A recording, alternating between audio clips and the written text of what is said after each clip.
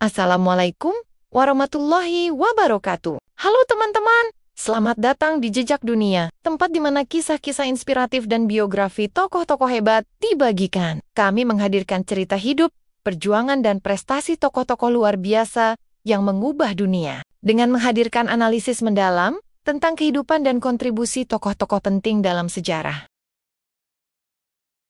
Pada masa-masa awal Islam di Mekah, suatu waktu Rasulullah berdoa, "Ya Allah, agungkanlah Islam dengan Islamnya Umar bin Khattab dan Abu Jahal." Tentunya bukan tanpa alasan bila Rasulullah mengucapkan doa tersebut, yakni memohon kepada Allah Subhanahu wa Ta'ala, sebab keduanya ialah orang yang paling ditakuti di seantero Mekah oleh orang-orang Quraisy, dan keduanya juga memiliki kuasa lebih dibanding orang lainnya. Dengan Islamnya kedua orang ini, tentu saja akan membawa dampak positif bagi perkembangan Islam di Mekah. Namun, pada kenyataannya, Allah Subhanahu wa Ta'ala hanya mengabulkan sebagian saja. Allah Subhanahu wa Ta'ala hanya menurunkan hidayah ke dalam dada Umar bin Khattab, yang lantas mendorongnya untuk bersyahadat di depan Rasulullah. Dengan masuknya Umar bin Khattab ke dalam pangkuan Islam, perjuangan dakwah Rasulullah menjadi lebih mudah. Ada beberapa kontribusi dan peran penting Umar bin Khattab yang berdampak pada suksesnya agenda dakwah Nabi di Mekah.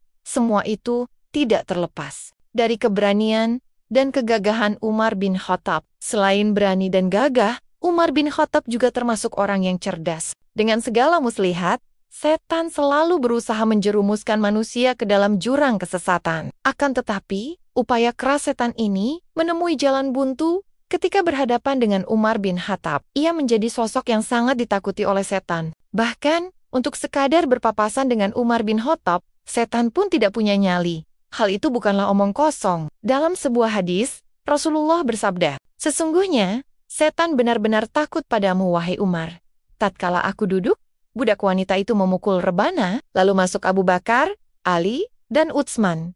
Dan budak wanita itu masih memukul rebana. Ketika dirimu yang datang, budak wanita itu melemparkan rebananya." Hadis riwayat Tirmizi. Dalam riwayat yang lain, Rasulullah juga bersabda, "Wahai Ibnul Khattab, demi Allah yang jiwaku berada dalam genggaman tangannya, sesungguhnya tidaklah setan menemuimu sedang berjalan di suatu jalan, kecuali ia akan mencari jalan lain yang tidak kamu lalui." Dalam hadis yang lain, Rasulullah bersabda, "Sungguh, aku melihat setan dari kalangan manusia dan jin lari dari Umar." Hadis riwayat Tirmizi.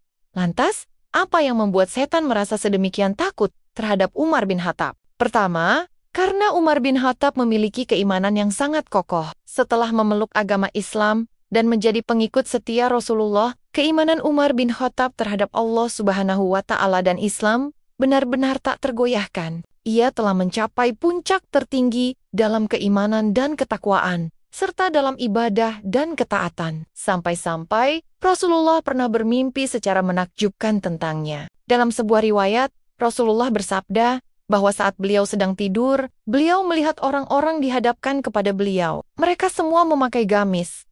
Ada yang sebatas dada, dan ada yang lebih rendah dari itu. Lalu, Umar bin Khattab dihadapkan kepada beliau, menggunakan gamis yang terjurai. Para sahabat bertanya kepada beliau, "Bagaimana Anda menafsirkan mimpi itu, wahai Rasulullah? Pakaian itu melambangkan agama." Jawab Rasulullah, gambaran yang disampaikan oleh Rasulullah melalui kalimat pendek tersebut menunjukkan bahwa Umar bin Khattab telah mencapai tingkat keberagamaan yang tinggi, sehingga keimanannya benar-benar melekat kuat pada dirinya. Setan tentu saja akan lari menghindari sosok mukmin yang tangguh tersebut. Setan akan merasa putus asa karena tindakan-tindakannya senantiasa dilaksanakan dengan tekad dan keimanan yang kuat. Jika ia berbicara, maka bicaranya benar. Jika ia mengimani sesuatu, maka imannya mantap. Ia tidak suka membicarakan hal yang tidak berguna dan tidak suka melakukan perbuatan yang mungkar. Umar bin Khattab juga selalu mengisi waktu malamnya dengan qiyamul lail. Salah seorang istrinya bertutur, waktu itu, ia salat Isya, kemudian ia menyuruh meletakkan bejana kecil yang berisi air di dekat kepalanya. Ketika ia bangun pada malam hari, ia meletakkan tangannya di air, lalu mengusapkan ke wajahnya. Kemudian, ia berzikir kepada Allah Subhanahu wa Ta'ala. Ia terbangun beberapa kali, sampai kemudian tiba saat ia bangun untuk mengerjakan salat. Kedua, setan takut kepada Umar bin Khattab karena ia tidak tergoda dengan hal-hal duniawi. Padahal, banyak umat muslim yang terjerumus dalam dosa dan melalaikan ibadah karena terlalu sibuk dengan urusan duniawi. Sedangkan, setan sangat menyukai orang-orang yang mencintai kesenangan duniawi. Akan tetapi, Umar bin Khattab berbeda dengan yang lainnya. Ia tidak tergoda dengan hal-hal duniawi. Bahkan, ia rela menyumbangkan hartanya pada saat umat Islam mengalami kekalahan dalam Perang Uhud. Pada saat umat Islam akan menghadapi Perang Khaybar, Umar bin Khattab juga menyumbangkan separuh hartanya. Ia tidak hanya tidak tergoda dengan harta, keimanannya juga membuatnya tidak tergoyahkan oleh jabatan ataupun perempuan. Muawiyah memberikan kesaksian dan menggambarkannya dengan sangat indah. Ia berkata, adapun Abu Bakar, ia tidak menginginkan dunia, dan dunia pun tidak menginginkannya. Sedangkan Umar, dunia menginginkannya, sementara ia tidak menginginkan dunia. Ketiga, setan takut kepada Umar bin Khattab karena ia merupakan sosok pemimpin yang sangat adil dan bijaksana. Ia sangat tegas dalam menjalankan hukum dan tidak segan untuk turun tangan dalam mengurus rakyatnya. Ia gemar melihat kondisi rakyatnya pada malam hari dan membantu rakyatnya yang kesusahan. Meskipun Umar bin Khattab memiliki karakter yang tegas dan keras, Umar bin Khattab begitu dicintai oleh rakyatnya karena ia bersikap lemah lembut dan baik hati. Karena ketiga faktor itulah, Umar bin Khattab begitu ditakuti oleh setan. Setan sadar tidak memiliki celah sedikit pun untuk menjerumuskan Umar bin Khattab ke dalam jurang kesesatan. Dalam banyak riwayat juga disebutkan bahwa bukan hanya manusia, setan juga ketakutan ketika bertemu dengan Umar bin Khattab. Saking takutnya, setan tidak pernah menginjakkan kakinya di tanah bekas tapak kaki Umar bin Khattab dan memilih membalikan arah ketika akan berjumpa dengan Umar bin Khattab. Selain karena keimanannya yang begitu tinggi, keberanian Umar bin Khattab bisa dilihat dalam banyak hal. Misalnya, setelah mendeklarasikan diri sebagai pemeluk Islam dan pengikut Rasulullah, Umar bin Khattab memberitahu semua petinggi Quraisy dan kaum Quraisy bahwa ia sudah masuk Islam pada saat orang lain lebih memilih sembunyi-sembunyi masuk Islam karena takut disiksa. Begitu pula saat melaksanakan ibadah sholat, ia tidak melakukannya secara sembunyi-sembunyi. Sebelum Umar bin Khattab masuk Islam, Rasulullah dan para sahabat melaksanakan sholat secara diam-diam karena khawatir diketahui oleh kaum kafir Quraisy dan dianiaya. Akan tetapi, setelah Islamnya Umar bin Khattab, berkat keberaniannya yang masyhur, Nabi dan para sahabat pun dapat melaksanakan sholat secara tenang tanpa gangguan. Ketika Rasulullah dan para sahabat yang lain menyembunyikan keberangkatan ke Madinah untuk melaksanakan perintah hijrah, Umar bin Khattab justru mengumumkan kepergiannya di depan Ka'bah di hadapan orang-orang Quraisy. Pemuda pemberani itu membawa pedang yang siap dihunuskan setiap saat. Kemudian, ia sholat dan tawaf sejenak di Baitullah. Sedangkan mata orang-orang Quraisy tertuju pada sosok tinggi besar itu. Usai tawaf, Umar bin Khattab naik ke atas bukit dan memandang sekeliling dengan pandangan yang teguh nan angkuh. Ia berseru lantang yang menciutkan nyali orang-orang kafir Quraisy. Barang siapa ingin anaknya menjadi yatim, istrinya menjadi janda, dan orang tuanya tak lagi memiliki anak, silakan temui aku di balik bukit kota Mekah ini. Sungguh, sebuah keberanian yang sangat luar biasa, menginjak-injak kesombongan dan harga diri kafir Quraisy. Tidak pernah terlintas dalam pikiran mereka bahwa Umar bin Khattab kini benar-benar menantang keberanian mereka. Umar bin Khattab tidak sedang bercanda dengan ucapannya. Ia tidak menantang dengan sembarang ucapan. Ia tidak memberi peluang kemenangan. Ia tidak menantang pada posisi lemah. Bahkan tidak pula seimbang. Ia menantang dalam posisi kemenangan. Umar bin Khattab telah mengikis habis kesombongan orang-orang Quraisy. Tak satu pun dari mereka merespon tantangan Umar. Dan Umar bin Khattab pun melenggang tenang ke Madinah. Tidak seorang pun berani menghalangi sang pendekar andalan Nabi Muhammad ini. Sebab tidak seorang pun dari pendekar Quraisy yang ingin mati sia-sia di tangannya. Umar bin Khattab merupakan kesatria muslim yang paling berani. Akan tetapi, ia tidak mengumbar keberaniannya secara sembarangan.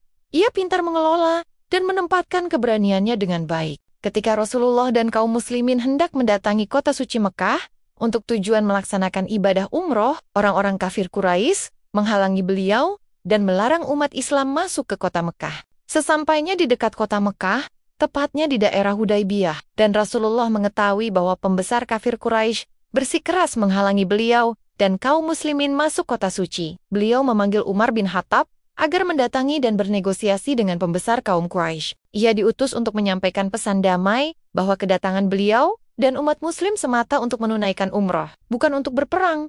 dan setelahnya Rasulullah akan kembali ke Madinah bersama para sahabat beliau. Dalam etika yang berlaku, bahkan di kalangan orang-orang kafir Quraisy, seorang delegasi atau utusan pasti memiliki hak untuk diperlakukan secara baik. Nah, untuk tugas itu, Rasulullah menunjuk Umar bin Khattab karena ia merupakan pendekar andalan yang sudah teruji. Siapa lagi yang cocok untuk mengemban tugas seberat itu selain Umar bin Khattab? Akan tetapi, Umar bin Khattab menolak tugas tersebut. Sebagaimana diungkapkan oleh Ibnu Hisham dalam kitab sirahnya, Umar bin Khattab berkata, "Wahai Rasulullah, sungguh aku benar-benar takut kepada orang-orang Quraisy atas keselamatan diriku. Di kota Mekkah tidak ada seorang pun dari Bani Adi yang dapat membelaku. Mereka telah mengenal permusuhanku dan kekerasan sikapku terhadap mereka. Namun, aku tunjukkan kepadamu orang yang cocok untuk tugas ini. Ia lebih terhormat di sisi mereka ketimbang aku.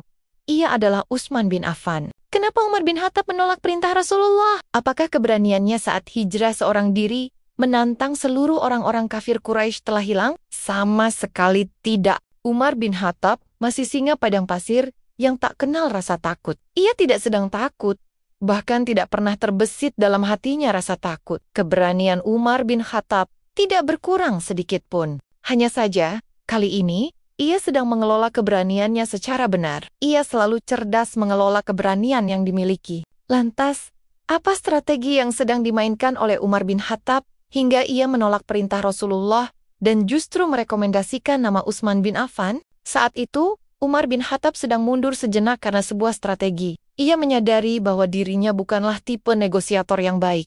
Ia, seorang yang tegas dan tak terlampau suka berdialog dengan penentang kebenaran. Jika ia menjadi utusan, maka ia takut akan merusak agenda damai Rasulullah yang datang ke Tanah Suci untuk tujuan ibadah. Jadi, pada titik ini, ia merasa bukan orang yang tepat untuk membawa pesan kedamaian. Adapun alasan Umar bin Khattab merekomendasikan Utsman bin Affan, karena Umar bin Khattab tahu persis bahwa Utsman bin Affan lebih andal dalam urusan bernegosiasi dan melakukan lobi. Tidak hanya itu, Umar bin Khattab juga tahu bahwa Utsman bin Affan masih mempunyai kaki yang kokoh di Mekah. Keluarganya masih tersebar banyak di tanah mulia itu. Mereka menjadi jaminan tidak langsung bagi keselamatan Utsman bin Affan saat memasuki wilayah Quraisy. Tentunya hal ini berbeda dengan Umar bin Khattab yang berasal dari Bani Adi dan tidak memiliki relasi sekuat keluarga Utsman bin Affan di Mekah. Selain kedua faktor tersebut, Umar bin Khattab juga menyadari